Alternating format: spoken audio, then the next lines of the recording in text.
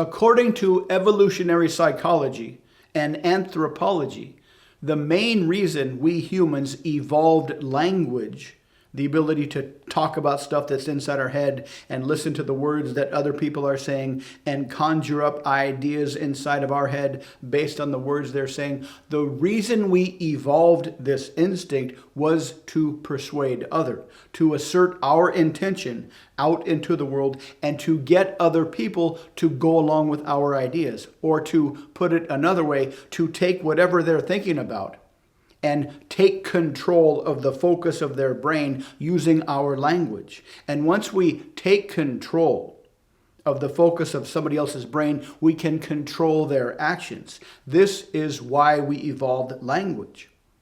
So whenever you approach somebody, whenever you start a conversation with somebody, whenever you're talking to somebody, there is a subconscious intention to persuade them. There is a subconscious intention to move their mind to your way of thinking. Now, there's three basic categories, language communication categories, of how you can persuade people.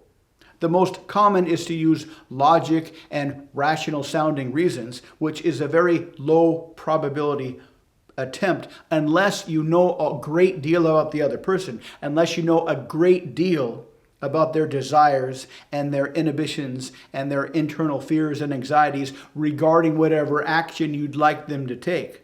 Because anytime any human takes an action, it's very rarely 100%. There's always a little bit of a, I'm not sure if I should do this kind of inhibition inside everybody's head. So whenever you use logic, whenever you use your brain, whenever you use your creative intelligence to logically persuade other people to go along with your way of thinking, there's always going to be some kind of inhibition. And this creates this inter-ego conflict because they have the same instinct. Because when you start a conversation with them, they're in a conversation with you. And their instinctive reason for having a conversation with you is to persuade you. So you're trying to get them to go along with your idea, and they're going to be instinctively wanting to get you to go along with their idea. This is like an automatic ego battle, an idea battle. That's the first method. The second method is to use hypnotic language patterns, to use things like linguistic presuppositions. You're still talking to them directly,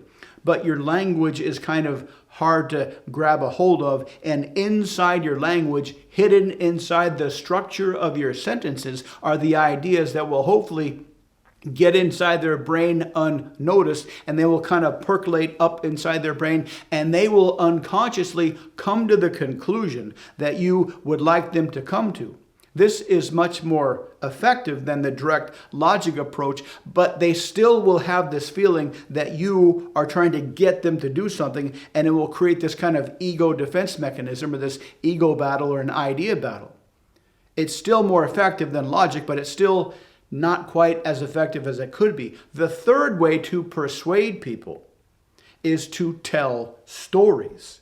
This is something that a lot of people don't really think about, and we don't really think about telling stories, but one of the ways we learned all of the things that we know back in the old days before we invented writing was storytelling. And we have this storytelling instinct, which is a much deeper, much more subconscious instinct than the language instinct. Obviously, storytelling requires language, but when we listen to a story, we get into a completely different mindset.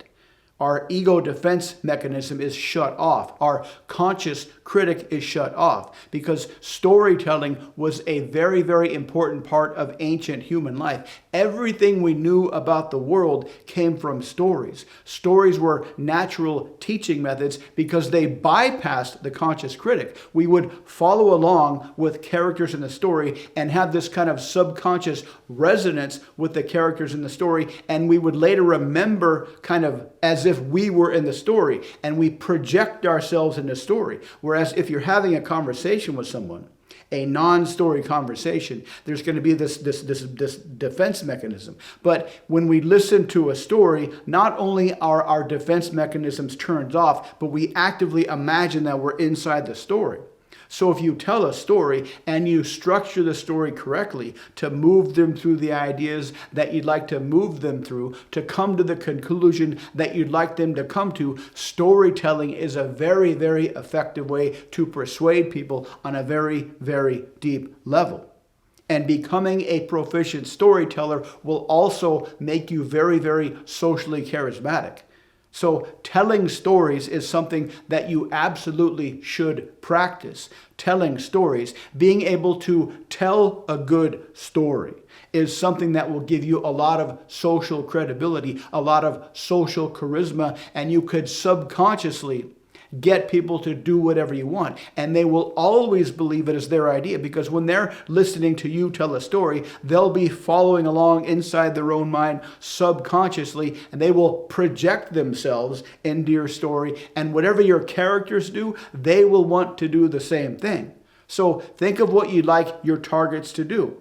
Or think of what you'd like people to do in general whenever you talk to them, and come up with a collection of stories that pace people through those things, that get them through the obstacles that have on the other side of them the outcome that you'd like. And so practice telling stories. They don't have to be long. They don't have to be super intense. Just stories about something that happened. Start off with some kind of a hook to get people's attention, and then have a character trying to achieve the goal. And then the character comes up against an obstacle, and the character has to overcome the obstacle. And this is the core driving force of all stories. Characters want to achieve something, but there's this big fat obstacle. How will they overcome it? This creates the tension, and then in your story, have some way where the character overcomes the obstacle, and the tension is released, and everybody lives happily ever after. This is something that you should absolutely practice. You can practice telling stories whenever you're by yourself. You can practice telling stories when you're driving to work, or even when you're at home.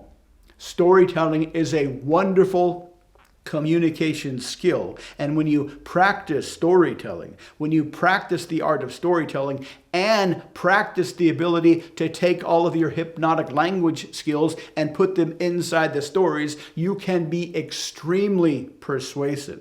You can become extremely seductive. Telling stories is the master key to mind control.